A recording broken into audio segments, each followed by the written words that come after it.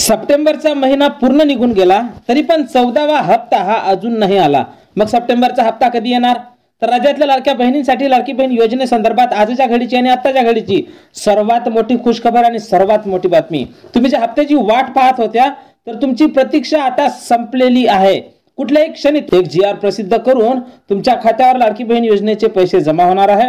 तर सप्टेंबरचा हप्ता हा तुमच्या खात्यावर कधी जमा होईल, किती जमा होईल आणि सप्टेंबर आणि ऑक्टोबरचा हप्ता हा एकत्रितपणे तुमच्या खात्यावर येईल का, याविषयी सविस्तरपणे चर्चा आपण समोर व्हिडिओमध्ये करणार आहोत। व्हिडिओ फक्त 1 मिनिटाचा असणार आहे, त्यामुळे व्हिडिओला कुठेही स्किप करू नका।